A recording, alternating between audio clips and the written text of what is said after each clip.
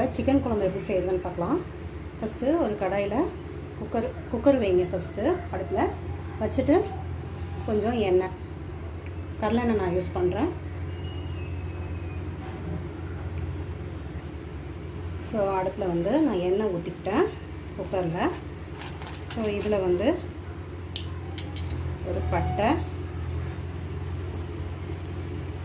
கொஞ்சம் சோம்பு,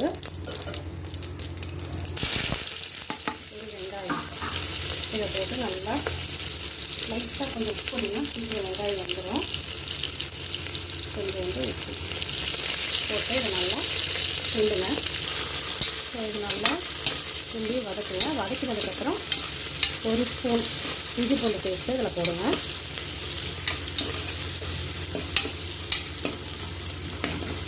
நல்லா வதங்கி வரட்டும்.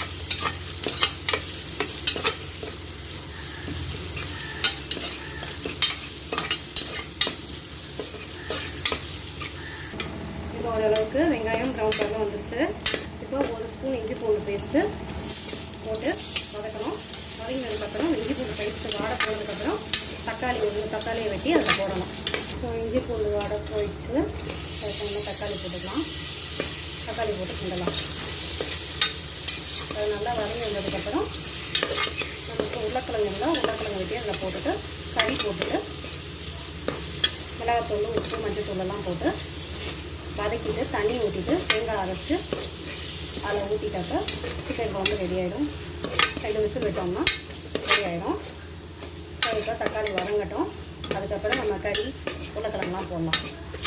இப்போ தக்காளி வதங்கினோன்னே சிக்கன் பீசஸ் கொஞ்சமும் ஈரெல்லாம் இருந்தாலும் நீங்கள் குழம்புல போட்டுக்கலாம். ஸோ அதையும்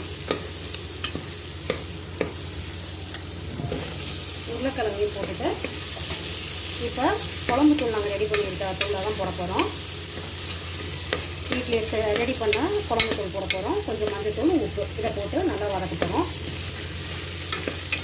ஸோ இப்போ நான் வந்து வீட்டில் யூஸ் பண்ண ரெடி பண்ண மிளகாத்தூள் நான் போட்டுக்கிறேன். நான்வெஜ்ஜுக்கு நாங்கள் இது வந்து 5 ஸ்பூன்ஸ் போடுவோம்.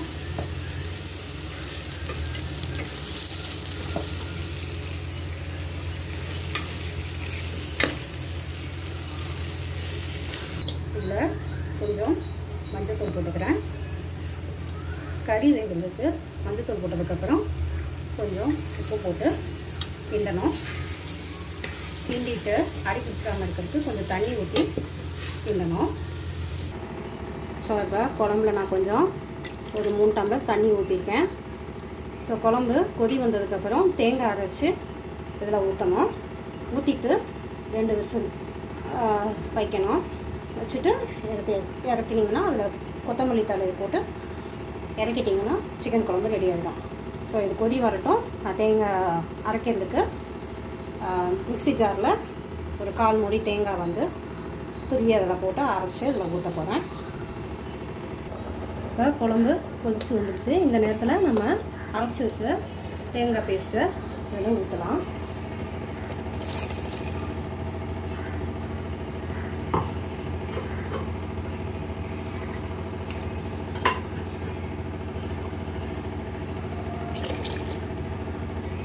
ஸோ இப்போ ஊற்றியாச்சு. இப்போ தேவைக்கான குழம்புக்கு தேவையான உப்பு பத்தலைன்னா போட்டுக்கோங்க.